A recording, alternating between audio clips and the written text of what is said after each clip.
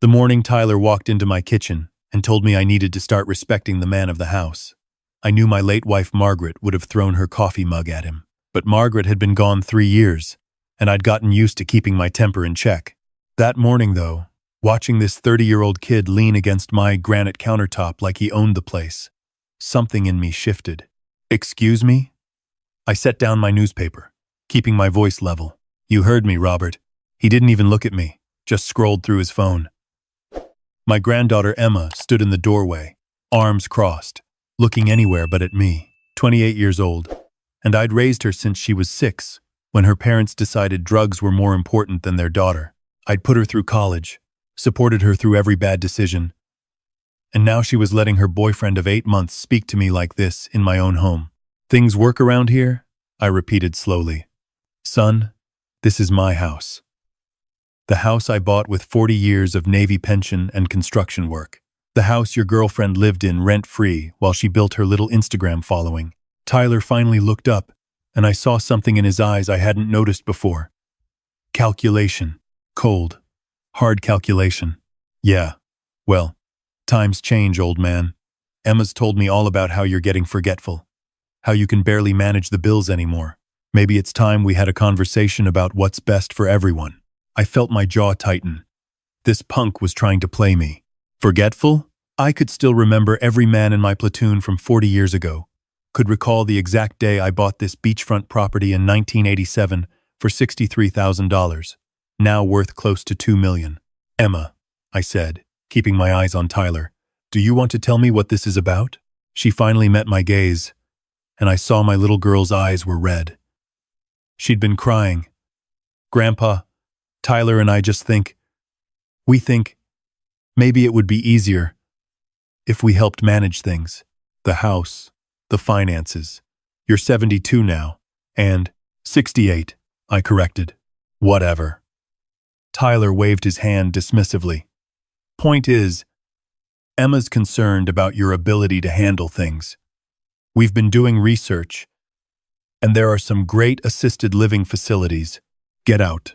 The words came out quieter than I intended, but they hung in the air like thunder. "What?" Tyler's smirk faltered. I said, "Get out of my kitchen. Both of you. I need to think."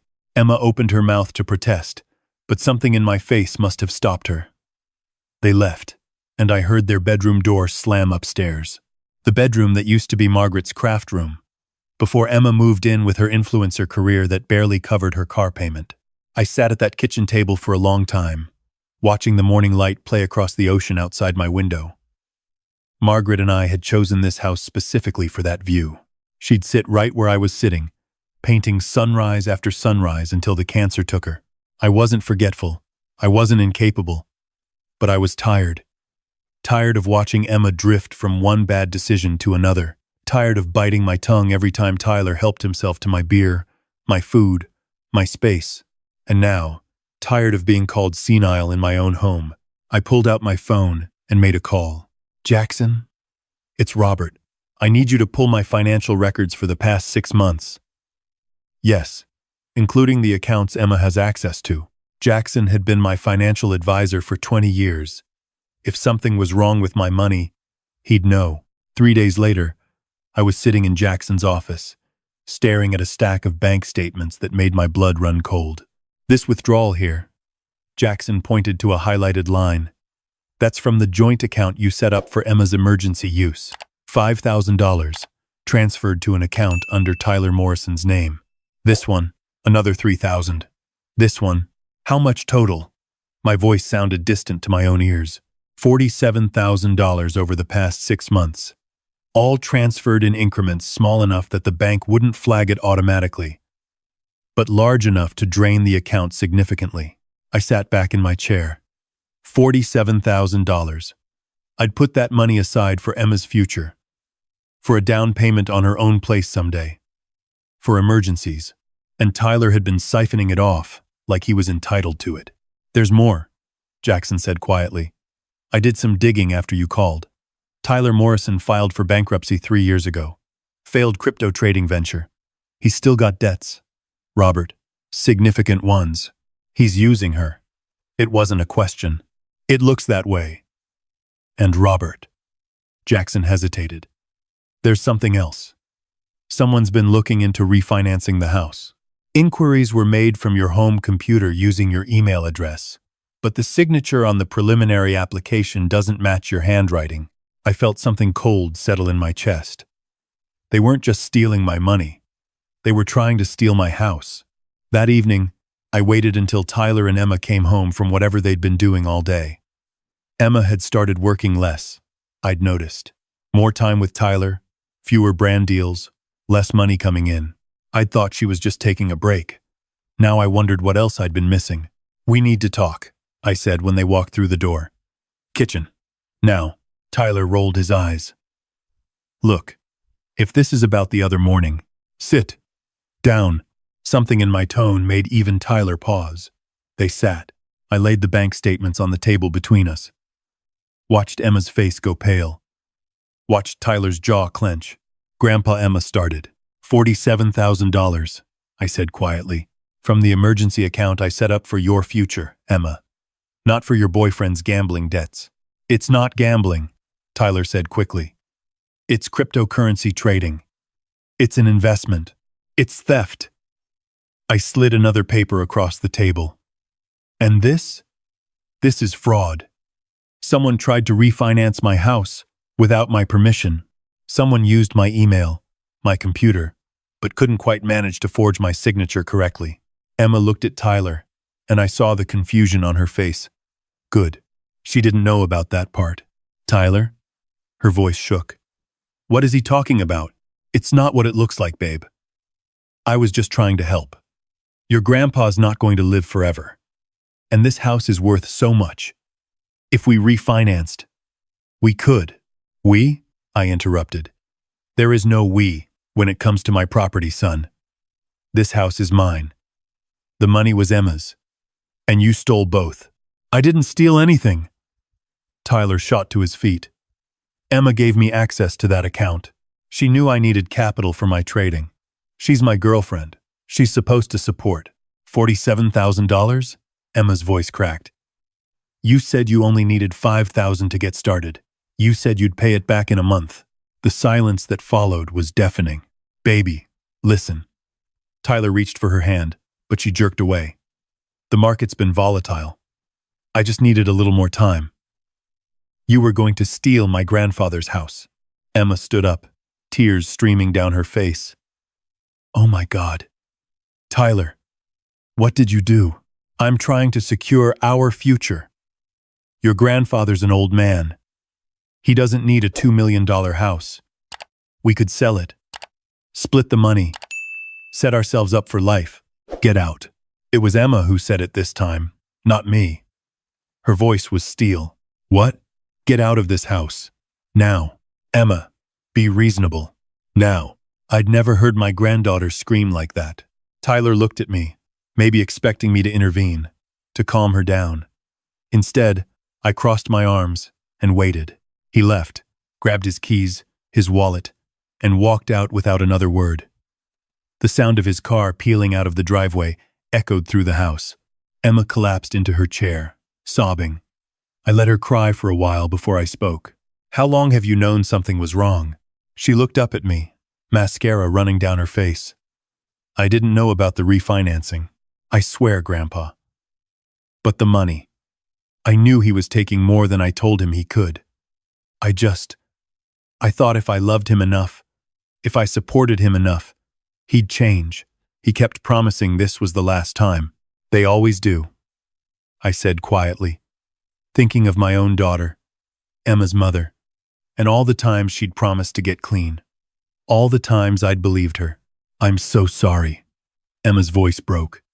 I'm so sorry. I'll pay you back every penny, I swear. I'll get a real job. Emma.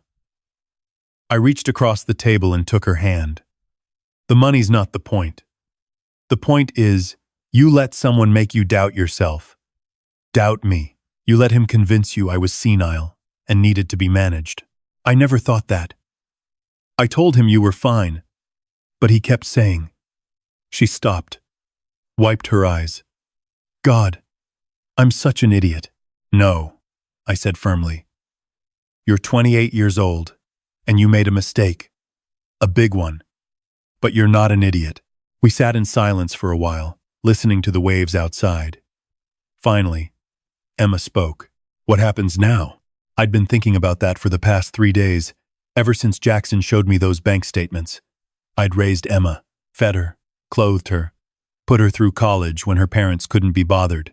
She was the only family I had left. But I'd also learned something from raising her mother.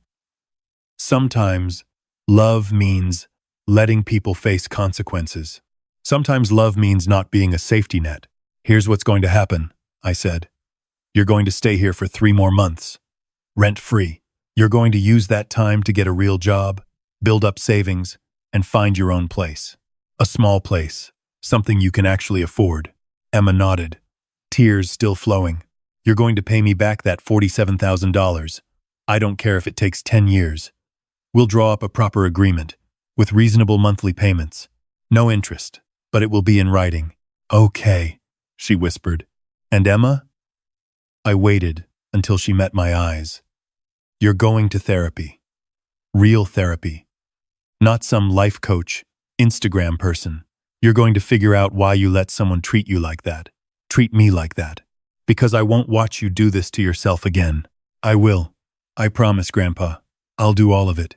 I believed her. Maybe I was a fool, but I believed her. The next morning, I woke up to find Tyler's truck in my driveway again. I watched from my bedroom window as he tried the front door, found it locked, and started pounding. Emma, open up. We need to talk. I took my time getting dressed, making my coffee, and finally opening the door. Tyler pushed past me without a word, heading for the stairs.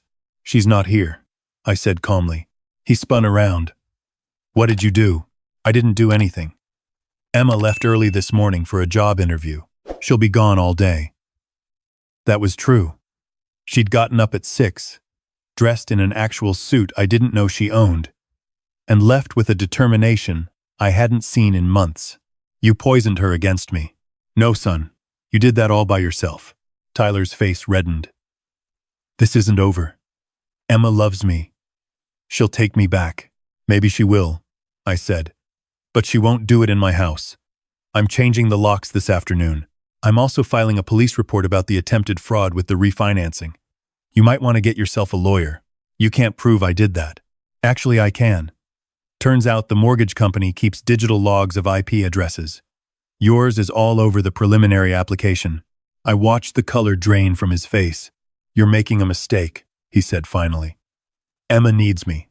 She's not as strong as you think. You're right, I agreed. She's not as strong as I think. She's stronger. She just forgot for a while. My mistake was letting her forget. After Tyler left, I sat on my porch with my coffee, watching the morning surfers catch waves. Margaret would have been proud of how I'd handled it, I thought. Firm, but fair. That had always been her way. My phone buzzed. A text from Emma. Got the job. Start Monday. It's just marketing coordinator for a local hotel chain. But it's real money. Real benefits. Thank you for not giving up on me. I smiled and texted back. Never did. Never will. Proud of you, kiddo. 3 months later, I helped Emma move into a small apartment about 20 minutes inland. It wasn't beachfront, wasn't fancy, but it was hers. She'd earned every square foot of it. I'm going to miss the ocean view, she said, standing in her new living room surrounded by boxes. You can visit any time, I reminded her. Family dinner every Sunday. Remember? I remember. She hugged me tight. Grandpa, I'm sorry for all of it. For not seeing what Tyler was doing, for letting him talk about you that way. Stop, I said gently. You're paying me back. You're in therapy. You're building a life. That's all the apology I need. After I helped her unpack, I drove home along the coastal highway, windows down, radio playing some old song Margaret used to love. The house felt empty when I got there, quieter than it had been in years. But it was a good kind of quiet, a peaceful kind. I'd gotten a call from Jackson last week. Tyler had left the state, skipped out on his debts again. There'd be no charges pressed, because the mortgage company had caught the fraud before any real damage was done. He was someone else's problem now. Emma was doing well. Really well. She'd stuck with therapy, was excelling at her new job, and had started posting on Instagram again, but differently. Less staged photo shoots, more real talk about her experiences. Her followers had actually gone up. She came over every Sunday like clockwork. Sometimes she brought food, sometimes I cooked. We'd sit on the porch, watch the sunset, and she'd tell me about her week. She was making friends at work, had gone on a few dates with a guy from her therapy group, was slowly becoming herself again. Last Sunday, she'd handed me a check for $500. First payment on the $47,000, she'd said. I know it's not much, but it's exactly enough, I told her, and meant it. As I sat on my porch that evening, watching the sun paint the sky in shades of orange and pink, I thought about everything that had happened, about how close I'd come to losing not just my house, but my granddaughter, about how easy it would have been to kick her out completely, wash my hands of the whole mess. But Margaret had taught me better than that. She'd taught me that family isn't about being perfect.